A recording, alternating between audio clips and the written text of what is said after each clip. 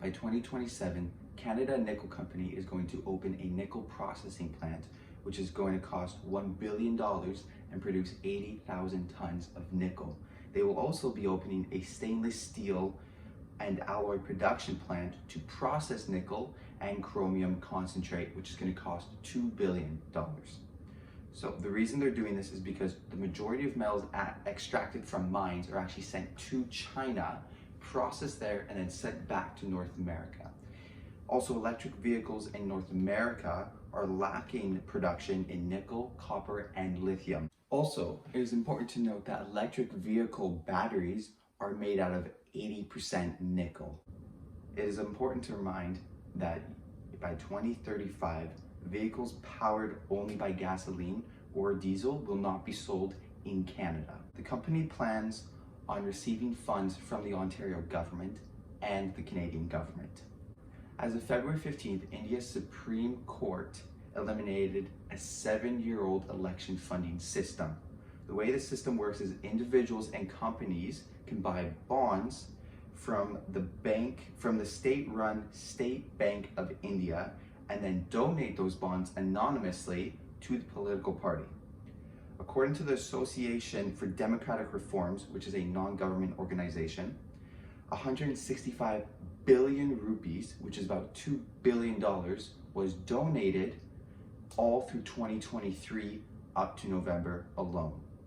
And if you look at this graph, the Bharatiya Janata Party has been receiving the most funds, especially compared to their opposition, the Indian National Congress. The court wrote that this election funding system was unconstitutional and donations made by companies were business transactions, especially when compared to individual donations. It is also important to note that India's election will be held between April and May this year. In case you haven't heard, on February 14th, 2 climate activists vandalized the US Constitution by throwing pink powder over the casing at the National Archives Museum in Washington.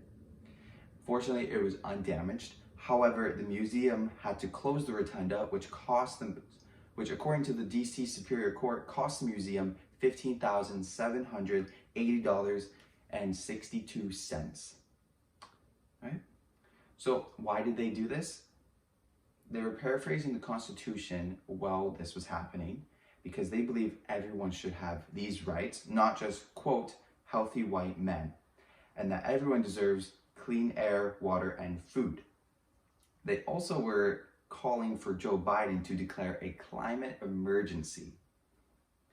They were eventually arrested on charges of defacing and destruction of public property under Washington law, which they could receive up to 180 days maximum in prison. They will go back to court March 15th. In the meantime, they have been ordered not to return to the National Archives Museum. To finish up today's news, Lockheed Martin increased their system weapons production, and this involves weapons such as the Javelin, which is a shoulder-fired anti-tank missile system. They supplied 2,100 on 2022, and they plan on doubling that by increasing it to 3,960 by 2026. They also include the weapon, the Guided Multiple Launch Rocket Systems, aka the 70-kilometer sniper rifle. They plan to produce 10,000 at the end of 2024 and 14,000 by 2025. Why are they doing this? This is due to an increased demand due to the Russian-Ukraine war, the Middle East, and the potential Chinese-Taiwan conflict. Lastly, on January 31st, NATO Secretary General Jens Stoltenberg visited the Troy factory to express appreciation to the Lockheed Martin company in its production and the role in the global security. He said part of the reason Ukraine was able to push back Russia in the beginning was due because of the use of javelins.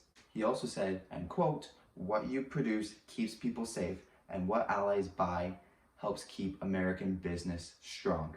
That concludes today. Have a good day.